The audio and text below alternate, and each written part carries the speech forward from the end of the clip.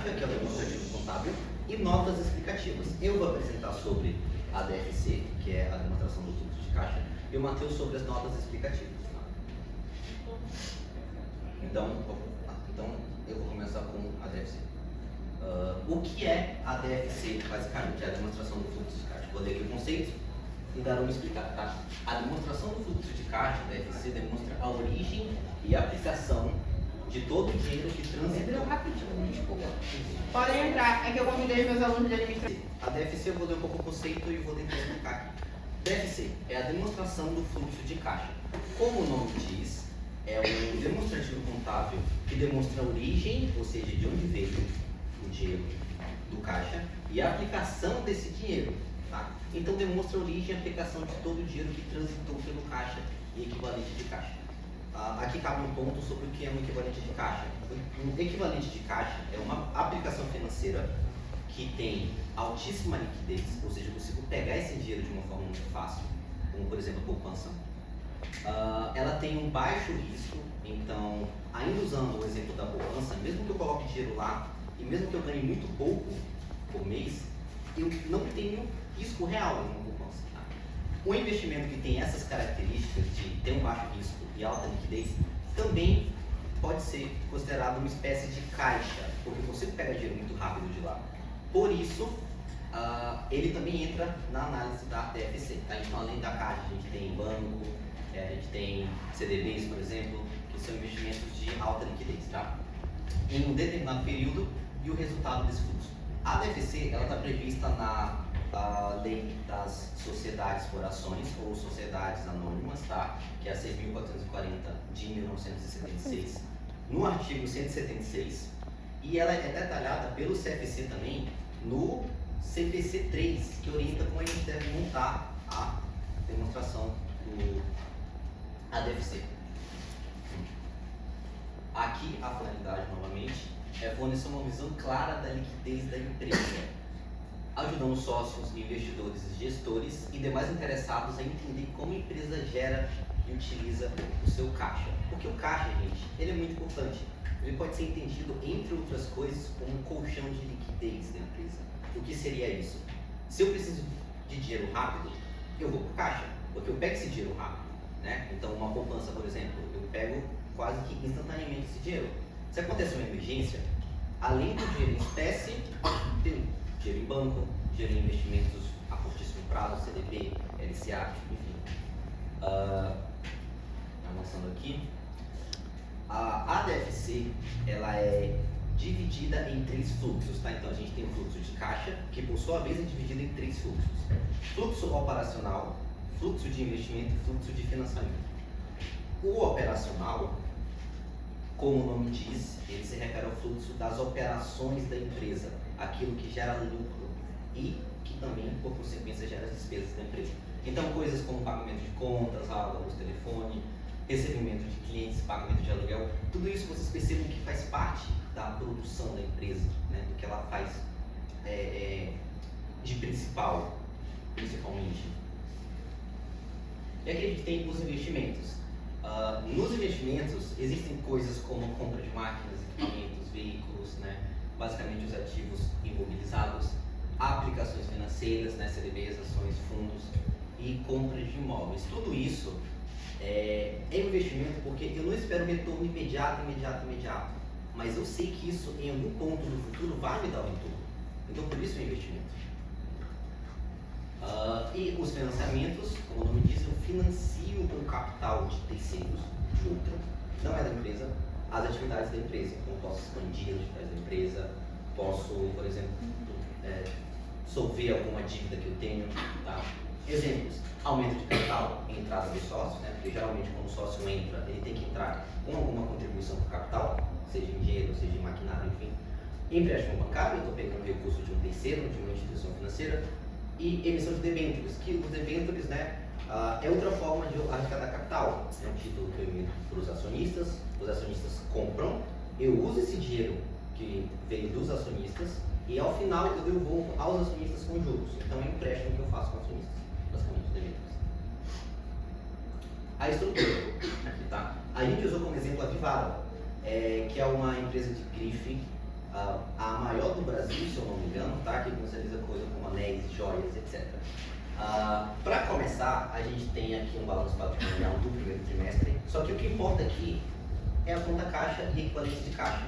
A gente viu que teve uma redução do ano passado para o primeiro trimestre, uma redução significativa, tá? Quase metade. Esse delta é variação e você entra numa variação percentual. Só que eu não sei como isso aconteceu, eu só sei que diminuiu. Como que esse valor diminuiu? Quase a metade. Isso é importante saber, porque os sócios e os acionistas olham para isso e pensam assim, poxa, caiu muito o caixa da empresa. Por que caiu? A gente precisa saber. Aqui a gente tem o exemplo de fluxo de caixa. Esse é o método indireto, tá? Que é o recomendado pelo CFC. Por ele, além de ser mais simples que o direto, ele traz também o lucro líquido e compara ele com outras contas. Então, aqui a gente tem a divisão que eu falei para vocês, fluxo operacional, fluxo de investimento e fluxo de financiamento. Ao final, eu tenho um aumento ou redução do caixa e equivalente de caixa. E aqui eu vejo, né? Eu estou pegando o lucro líquido e estou pegando e comparando com várias outras contas que diminuem o caixa, ou seja, que houve ou pagamento ou recebimento à vista, que é um caixa, ou equivalente de caixa, e afinal eu sei como, por que esse caixa ele diminuiu. Bom, ali só citando, como eu já disse, que a empresa usa dados do método indireto. Tá bom? E o motivo da redução do caixa, vou passar para cá rapidinho. A Vivara, ela teve o lucro contábil, mas o dinheiro, aqui.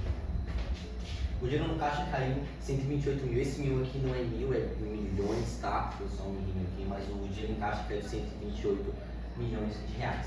Por quê? Analisando do DFC, a gente consegue saber por que o caixa caiu, que esse fluxo caiu.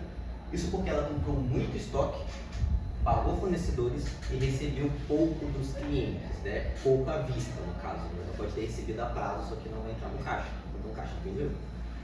Mesmo pegando empréstimo, saiu mais dinheiro do que entrou. Houve pouca movimentação positiva à vista no caixa da Vivara. E agora, notas explicativas com a Boa noite, pessoal. A gente agora vai complementar, finalizar a nossa segunda parte do tema, né? Para nossa sorte, a gente ficou com 2 temas em um. Então a gente vai ver um pouco o que é as notas explicativas, entender um pouco o que é, para que serve, qual a finalidade e no finalzinho mostrar um exemplo de uma empresa real, como que essa nota explicativa vai estar lá no demonstrativo de uma empresa de verdade. Bom, segundo o Ministério da Fazenda, as notas explicativas são informações extras que acompanham os relatórios contábeis e fazem parte deles. Elas servem para ajudar os leitores a entender melhor o que está sendo mostrado nas demonstrações contábeis. Elas também são exigidas pela Lei das SA, de 76, e pela CPC 26.